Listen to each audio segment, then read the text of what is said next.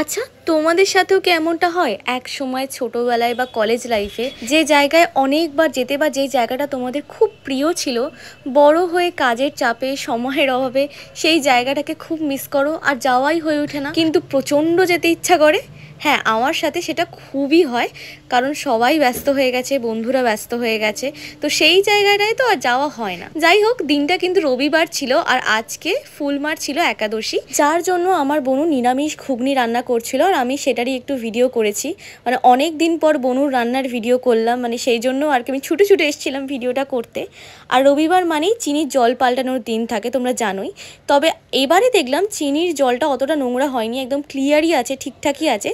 সেজন্য আমি জলটা আর পাল্টালাম না। চিনি দেখো এখন বুঝতে পারে আস্তে আস্তে, ওর গ্লাসের জারটার সামনে গেলেই না ও কি সুন্দর মানে নিজেকে নিয়ে চলে আসে আর কি, আর এরমভাবে অবাকভাবে তাকিয়ে থাকে। তারপর দেখো ঘুগনি রেডি হয়ে গেল আর ভীষণ সুন্দর খেতে হয়েছিল। যদিও আমার সেদিনকে চিকেন রান্না হয়েছিল, তবুও আমি এটা ট্রাই করেছিলাম। আর এখানে দেখছি মা গরম গরম লুচি ভাজছে। মানে গরম গরম লুচি দেখে কে রেসিস্ট করতে পারে বলো? আমি যাই করে থাকি, যত কন্ট্রোলই করে থাকি, এই গরম লুচিটার প্রতি আমার একটা আলাদাই ভালোবাসা। তোমাদেরকে এতগুলো কথা প্রথমে কেন বললাম জানো তো?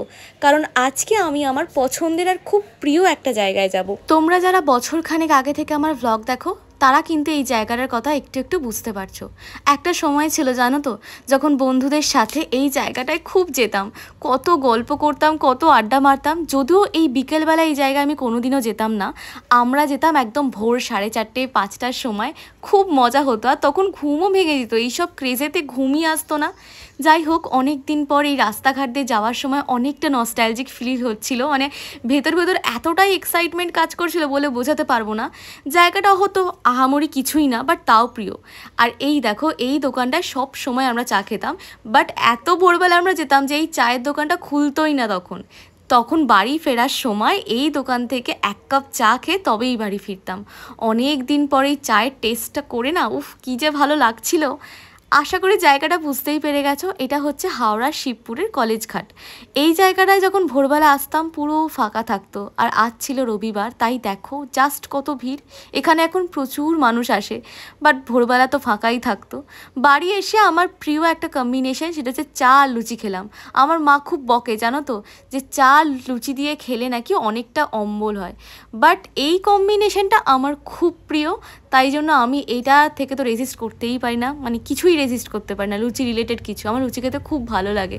আর এটা ছিল আটার লুচি। এখানে আমি মন দিয়ে চায় ডুবিয়ে ডুবিয়ে লুচি খাচ্ছিলাম, আর পিছনে চলছে সিরিয়াল ডেফিনেটলি।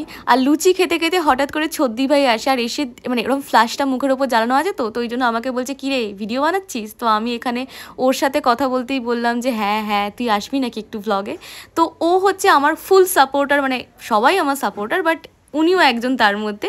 তো এখানে খুব সুন্দর করে ব্লগে এন্ট্রি দিল, আর তারপর সিজনের আম খেয়ে রাতে ডিনারটা করেছিলাম। দেখা হচ্ছে নেক্সট ব্লগে, টাটা বাই।